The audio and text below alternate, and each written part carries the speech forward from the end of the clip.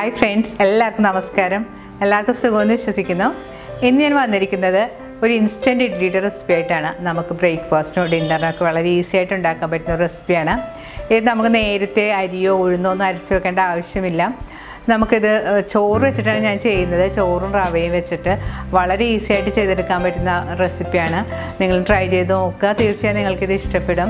Try ചെയ്യുന്നതിന് മുമ്പ് ഞാൻ നിങ്ങളെ ഒന്നുകൂടെ ഓർമ്മിപ്പിക്കുകയാണ്, വീഡിയോ മൊത്തം കണ്ട് നോക്കിയിട്ട് വേണം ട്രൈ ചെയ്യാനായിട്ട്. എന്നാൽ മാത്രമേ റെസിപ്പി എല്ലാം പെർഫെക്റ്റ് ആയിട്ട് കിട്ടുകയുള്ളൂ.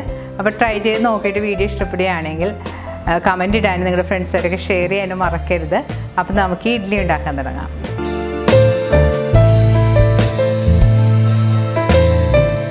ഇഡ്ഡലി ഉണ്ടാക്കാനായിട്ട് ഞാനിവിടെ എടുത്തിരിക്കുന്നത് 1 കപ്പ് ചോറാണ്. ഞാനിത് ഇന്നലത്തെ ചോറ് എടുത്തിട്ട് ഫ്രിഡ്ജിൽ വെച്ചിട്ട് ഇപ്പോൾ രാവിലെ ബ്രേക്ക്ഫാസ്റ്റിന് ഉണ്ടാക്കാൻ വേണ്ടി എടുത്തിരിക്കുകയാണ്. ഇനി വേണ്ടത് റവയാണ്. നമ്മൾ സാധാരണ ഉപ്മാവിനൊക്കെ ഉണ്ടാക്കുന്ന റവ. അത് ഞാൻ സെയിം അളവിൽ തന്നെയാണ് എടുത്തിരിക്കുന്നത്. നമ്മൾ ചോറെടുത്ത അതേ അളവിൽ തന്നെ വേണം റവയും എടുക്കാനായിട്ട്. നമ്മൾ 1 കപ്പ് ചോറിന് 1 കപ്പ് റവ, ആ കണക്കിന് വേണം എടുക്കാനായിട്ട്. റവയിലേക്ക് കുറച്ച് വെള്ളം ഒഴിച്ച് ഒന്ന് കൈകൊണ്ട് നന്നായിട്ട് തിരുമ്മി ഒരു 2-3 പ്രാവശ്യം കഴുകിയെടുക്കണം. റവ നമ്മൾ ഇതുപോലെ കഴുകിയെടുക്കുമ്പോഴത്തേക്കും റവയിലെ സ്റ്റാർച്ച് എല്ലാം നന്നായിട്ട് പോയി കിട്ടുകയും ഇഡ്ഡലി ഒട്ടും ഒട്ടിപ്പിടിക്കാതെ നല്ല പെർഫെക്റ്റ് ആയിട്ട് നമുക്ക് ഉണ്ടാക്കിയെടുക്കാൻ പറ്റും.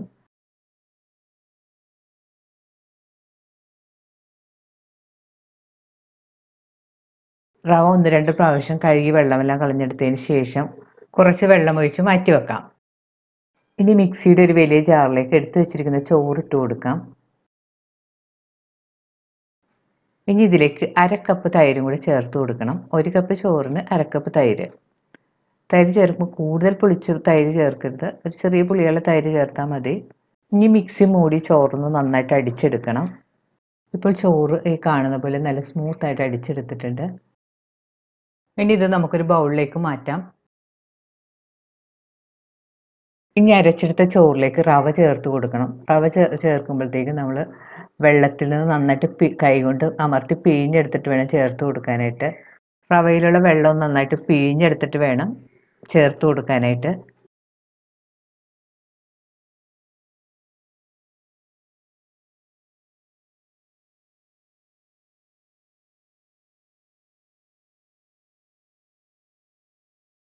ഇപ്പോൾ റവയെല്ലാം പിഴിഞ്ഞിട്ട് കൊടുത്തിട്ടുണ്ട്. ഇനി ഇതൊന്ന് കൈകൊണ്ട് നന്നായിട്ട് മിക്സ് ചെയ്ത് യോജിപ്പിക്കണം.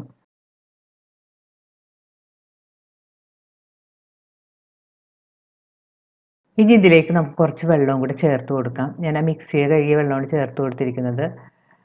ആദ്യം കുറച്ച് വെള്ളം ഒഴിച്ചിട്ടൊന്ന് കൈകൊണ്ട് നന്നായിട്ട് മിക്സ് ചെയ്ത് കൊടുക്കാം.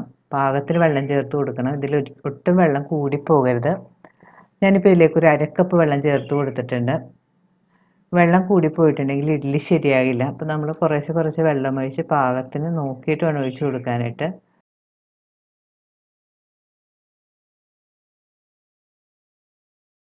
മാവ് അധികം ലൂസായി പോകാതെ ഈ കൺസിസ്റ്റൻസിയിൽ വേണം നമ്മൾ കലക്കിയെടുക്കാനായിട്ട്. മാവ് കൂടുതൽ വെള്ളം കൂടിപ്പോയിട്ടുണ്ടെങ്കിൽ ഇഡ്ഡലി ഉണ്ടാക്കുമ്പോഴത്തേക്ക് ശരിയാകില്ല, ഇഡ്ഡലി ഒട്ടലുണ്ടാവും.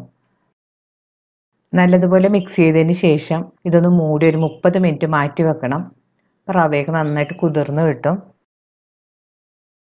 ഇപ്പോൾ ബാറ്റർ മൂടി വെച്ചിട്ടൊരു 30 മിനിറ്റ് എല്ലാം കഴിഞ്ഞിട്ടുണ്ട്. ഇനി നമുക്ക് തുറന്നതിന് ശേഷം ഇതിലേക്ക് പാകത്തിനുള്ള ഉപ്പുപൊടി ചേർത്ത് കൊടുക്കാം. ഇനി ഇതിലേക്ക് ഒരു 1/4 ടീസ്പൂൺ ബേക്കിംഗ് സോഡയും കൂടി ചേർത്ത് കൊടുക്കണം. ബേക്കിംഗ് സോഡ എന്ന് പറഞ്ഞാൽ നമ്മൾ സാധാരണ സോഡാപ്പൊടി. ഇനി സ്പൂൺ കൊണ്ടൊന്ന് നന്നായിട്ട് മിക്സ് ചെയ്ത് യോജിപ്പിക്കാം.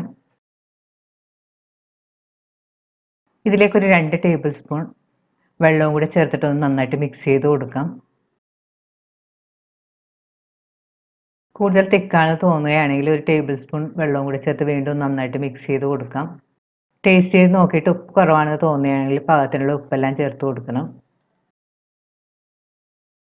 ഇപ്പോൾ ബാറ്ററി കാണുന്ന പോലെ നന്നായിട്ട് കലക്കി എടുത്തിട്ടുണ്ട്. ഈ കൺസിസ്റ്റൻസിയിൽ വേണം ഇരിക്കാനായിട്ട്. കൂടുതൽ ലൂസും അല്ല, എന്നാൽ കൂടുതൽ ടൈറ്റും അല്ലാത്തൊരു പാകത്തിൽ വേണം കലക്കി എടുക്കാനായിട്ട്. ഇനി നമുക്ക് ഇഡ്ഡലി ഉണ്ടാക്കാനായിട്ട് ഇഡ്ഡലി തട്ടിൽ കുറച്ച് എണ്ണ തടവി കൊടുക്കാം.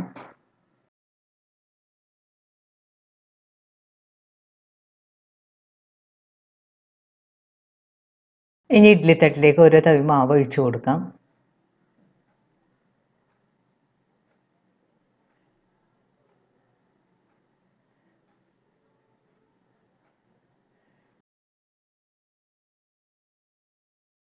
ഇഡ്ഡലി ഉണ്ടാക്കാനായിട്ട് സ്റ്റീമറിൽ വെള്ളം ചൂടാക്കാൻ വെച്ചിട്ടുണ്ട്. ഇപ്പോൾ വെള്ളം നന്നായിട്ട് തിളച്ച് വന്നിട്ടുണ്ട്.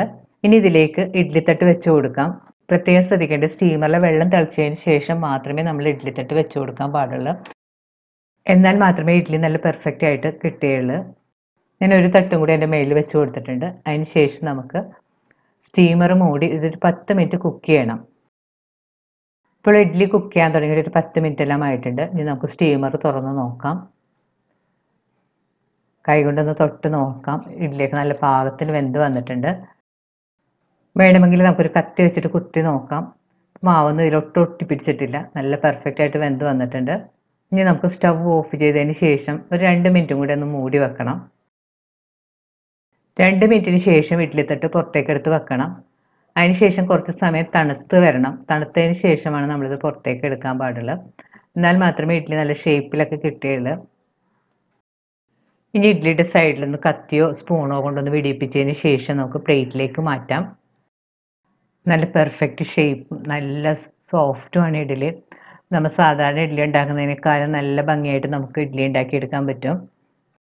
നമ്മൾ സാധാരണ ഉഴുന്നരച്ചൊക്കെ ഉണ്ടാക്കുന്ന ഇഡ്ഡലിയേക്കാളും നല്ല ടേസ്റ്റാണിത്. നിങ്ങളൊന്ന് ട്രൈ ചെയ്ത് നോക്കുക. വളരെ ഈസി ആയിട്ട് നമുക്ക് ചെയ്തെടുക്കാൻ പറ്റുന്നതാണ്. ഒരു 30 മിനിറ്റ് നമ്മൾ കുറച്ച് സമയം വെച്ചിരിക്കുന്നത് എന്നുള്ളൊരു ബുദ്ധിമുട്ട് മാത്രമേ ഉള്ളൂ. അല്ലാതെ നമുക്ക് ചെയ്യുകയാണെങ്കിൽ വളരെ ഈസി ആയിട്ട് ചെയ്തെടുക്കാൻ പറ്റുന്നതാണ്. ടേസ്റ്റിന് ഒട്ടും കുറവൊന്നുമില്ല. നല്ല ടേസ്റ്റി ആയിട്ടുള്ള റെസിപ്പിയാണ്. നമുക്ക് തലേ ദിവസം തന്നെ ഒന്നും അരച്ച് വെക്കേണ്ട ഒരു ആവശ്യമില്ല. നമുക്ക് ഇൻസ്റ്റൻ്റ് ആയിട്ട് പെട്ടെന്ന് ഉണ്ടാക്കിയെടുക്കാൻ പറ്റുന്നതാണ്. നമുക്കൊന്ന് ഇഡ്ഡലി ഒന്ന് പൊടിച്ച് നോക്കാം. നല്ല സോഫ്റ്റാണ്. നല്ല പഞ്ഞിക്കെട്ട് പോലെയുള്ളൊരു ഇഡ്ഡലിയാണിത്. ഇഡ്ഡലി ഞാനിവിടെ പ്ലേറ്റിൽ എടുത്ത് വെച്ചിരിക്കുന്നുണ്ട്. ഇഡ്ഡലിപ്പൊടിയുമായിട്ടാണ്. ഇതിൻ്റെ റെസിപ്പി നമ്മൾ നേരത്തെ ഇട്ടിട്ടുള്ളതാണ്. നല്ല അടിപൊളി റെസിപ്പിയാണിത്. അപ്പോൾ അത് കാണാത്തവരാണെങ്കിൽ അതും കൂടെ ഒന്ന് കണ്ട് നോക്കുക. നമുക്കിതൊന്ന് ടേസ്റ്റ് ചെയ്ത് നോക്കാം. നല്ല അടിപൊളി ടേസ്റ്റിയാണിത്. നമുക്ക് സാമ്പാർ, ചട്നി ഇവയുടെ കൂടെയൊക്കെ വേണമെങ്കിൽ കൂട്ടി കഴിക്കാവുന്നതാണ്. അപ്പോൾ സാമ്പാറിൻ്റെ ചട്നിയുടെയൊക്കെ റെസിപ്പി ഞാൻ ഒരുപാട് വീഡിയോസൊക്കെ ഇട്ടിട്ടുള്ളതാണ്. അപ്പോൾ അതിൻ്റെ ലിങ്കൊക്കെ ഡിസ്ക്രിപ്ഷൻ ബോക്സിൽ കൊടുക്കുന്നതാണ്. അപ്പോൾ കാണാത്തവരാണെങ്കിൽ അതും കൂടെ കണ്ട് നോക്കുക. കണ്ട് നോക്കിയിട്ട് നിങ്ങളുടെ അഭിപ്രായം കമൻറ്റ് ബോക്സിൽ ഇടാൻ മറക്കരുത്. നിങ്ങളുടെ ഫ്രണ്ട്സായിട്ടൊക്കെ ഷെയർ ചെയ്യുക. വീണ്ടും ഇതുപോലുള്ള അടിപൊളി റെസിപ്പി ആയിട്ട് നമുക്ക് കാണാം. താങ്ക്